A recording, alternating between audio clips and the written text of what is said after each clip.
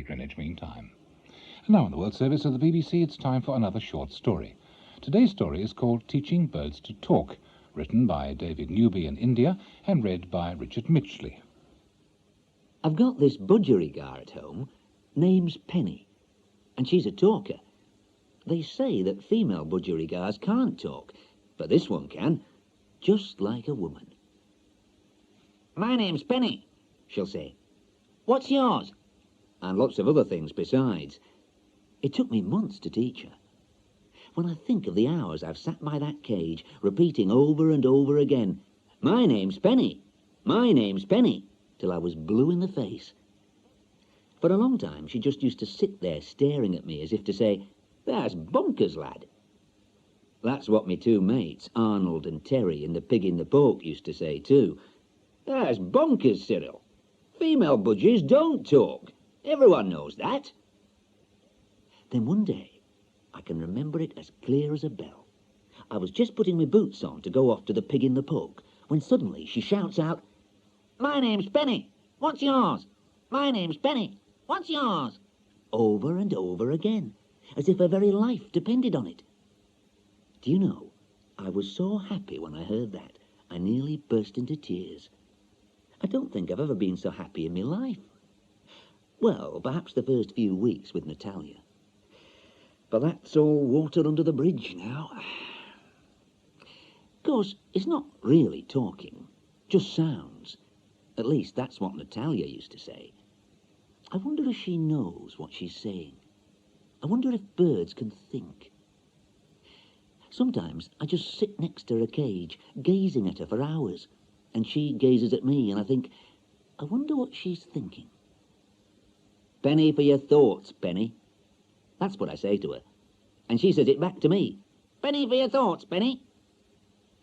I suppose if it was real talking, she'd say, penny for your thoughts, Cyril. I made no secret of the fact that I got Natalia from a marriage bureau. The owner had got the photos all laid out in neat little rows on his desk. Reminded me of the rows of bird cages it did when I went to buy Penny. Come to think of it, he probably said more or less what the pet shop owner said. Now, Mr. Stanley, which of these young ladies takes your fancy? It was hard to tell. I mean, it wasn't just me fancy she was going to take. It was the rest of me life. Half of me bungalow, half of me bathroom, half of me bed. She was going to be coming with me to the saloon bar of the Pig in the Poke. It was much more than me fancy. It's hard to say from just a photo, I said. This one looks presentable enough, but I'd like to have a chat with her. Ah, Mr. Stanley, he said. A chat would cause something of a problem with regard to her present location. At this precise moment in time, she is not residing in the immediate vicinity. You mean she's not in Yorkshire? I said. No, he replied. She's not in Yorkshire, she's in Minsk. Where's Minsk? I said. Minsk? You don't know Minsk? Minsk is but a short plane ride from Leeds Airport. And Leeds Airport is but a short car ride from my bungalow. But the marriage bureau man didn't want me to fetch her in person. Said he would deliver her to my door. We'd done all the paperwork and the financial aspects the night before. So when he brought Natalia, he dropped her at the garden gate with her belongings and was off without so much as a by your leave. She stood there at the gate, looking nervous. Right bonny lass. Quite a bit younger than me. Tall, high jumper's legs, squarish jaw, pretty eyes that slanted at the corners. Duty-free plastic bag from Minsk Airport with half a bottle of Johnny Walker. My present. I rushed outside and took a little canvas bag off her. Touch of the gentleman like. Hello, love, I said. Have you had a good trip? Come on in and I'll make you a nice cup of tea. Coronation Street's just started, if you like the telly. She didn't move, just stared at me like I was mad or something. Then I noticed her eyes darting back and forward, like she was trying to think of something. All of a sudden, she grabbed my hand and shook it hard. Then she said, in a slow and loud voice that reminded me of one of them James Bond spy films, Good day. My name is Natalia. What is yours? I've got to laugh when I think back to them first few days. I must admit, I was a bit shocked to discover that she could hardly speak a word of English, let alone Yorkshire. It was all miming and play acting at the beginning. We got quite good at that. Had quite a laugh. Good way to break the ice, I suppose. Patting me stomach and throwing out me arms to ask if she was hungry. Pointing at Penny and making little jerky movements with me fingers to tell her that Penny could talk. When she wanted to know where the toilet was and tried to mime that, we laughed so much I thought we were going to bust a gut. I had to take out my hanky and wipe the tears from her cheek. And when it came to bedtime and we had to, well, you know, resolve the sleeping arrangements, it all went like a dream. I must say, I hadn't been looking forward to broaching the subject, knew I'd be a bit embarrassed about clarifying the details, but somehow it was easier to ask about it without having to talk about it. Just felt real natural-like. Afterwards, in bed, she really opened up, spoke a lot to me. Of course, it was all in Russian, or whatever they speak in Minsk, but it didn't matter. I knew what she was saying, even if I couldn't understand a word. I just felt so incredibly happy, like a little baby. The next day, I began to teach her to talk. I thought, well, if it worked on Penny, it can work on Natalia too. So as soon as we'd had our breakfast, I began with lesson 1. Started with the really important things for her, like vacuum cleaner and washing up liquid and self-raising flour. She was a real quick learner.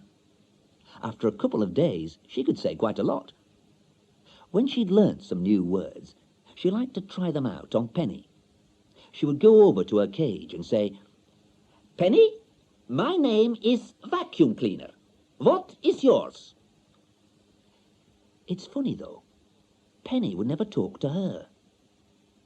The moment Natalia came into the room, she'd go all silent, almost as if she was jealous. Another funny thing was that Natalia didn't seem to like Penny much either. Would never let her fly around the living room, and couldn't stand it when I talked to her. One day, when I was trying to teach Penny to say, "Give us a kiss," she shouted out, "Penny, she not talk, that not talk. Penny not want nothing. She live in cage. She not real talker. My talk is real talk." I hadn't got the faintest idea what she meant. But I suppose her English wasn't up to much at that stage, so she was a bit confused in her thinking. She loved going down to the pub in the evening. Much preferred that to the telly. I think it was being with Arnold and Terry. She seemed to like male company. They liked her too. She said being there was good for her English. Never stopped asking questions. Easy ones like, "What means pint?" which we could all answer. And hard ones like, "When you say some and when you say any," where none of us had the faintest idea what she was talking about. Sometimes ones that made us laugh, like when she asked Arnold what hemorrhoids meant, and he went bright red.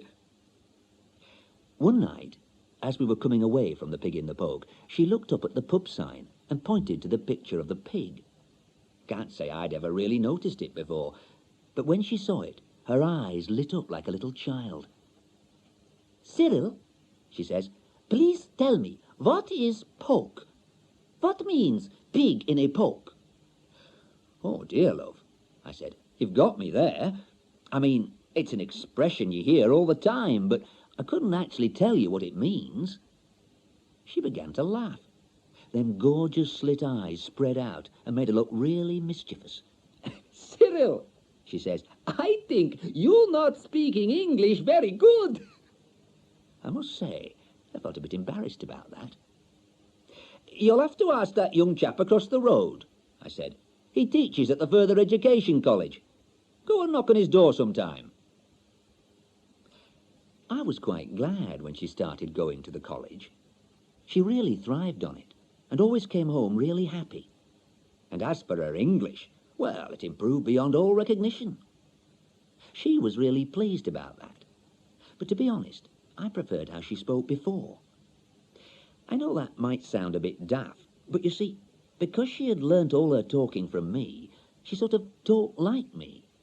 What I said, she said. All those little sayings of mine that my mother used to laugh at when she was still alive, like, "I'll be back in 2 shakes of a lamb's tail," when I went to the pub, or "the bird has flown," when someone left the house. And because she talked like me, I reckon that she thought like me too. We sort of spoke the same language, if you see what I mean. But after a couple of evening classes at that college, she began to use strange words. Words that didn't belong in my bungalow, like exquisite. That was the first one I noticed. Then there was perverse, and presumptuous, and repugnant, and exonerate. A whole host of words like that. Of course, I knew what they meant, but it was obvious she hadn't got them from me. I would never have used them myself. What really got me was creme de la creme. After that, I just couldn't keep up with her anymore. One night, she came home and said, "Cyril, I have just been enlightened with regard to the meaning of pig in a poke." "Well, Miss Cleverknickers," I said, "in that case you can enlighten me and Penny too." She lifted that square chin of hers quite high, as she'd taken to doing recently. "Your beloved Natalia was a pig in a poke," she said. "That's what you got when you chose me." Those slit eyes of hers gave a little flash. One evening, just before Christmas, I heard her going out of the front door. "The bird has flown," I thought to myself, as I usually did when she went out. It struck me as strange that she hadn't come into the living room to say goodbye, so I called out, "Where are you off to?" "Can't stop to talk," she shouted back. "I'll be back in 2 shakes of a lamb's tail. I must fly, or I'll be late." That was the last thing I ever heard her say. Never saw her again. Didn't bother to tell the police. That college lecturer across the road disappeared too, so I put 2 and 2 together. Now that Natalia is gone, at least I can devote more time to Penny. It seems to me that she started to talk much more recently. I suppose I could start letting her out of the cage again now. Let her fly around the living room. She used to love that. But somehow, I just don't want to take the risk. It would only take one open window, and she'd be off and away. Teaching Birds to Talk was written by David Newby and read by Richard Mitchley. The programme was produced by Elizabeth Edwards. We're always happy to receive short stories from listeners who are resident outside the UK. Your story should be about 2,000 words long, original and unpublished. The address to send your short story is Short Story, naturally, BBC World Service, Bush House, London.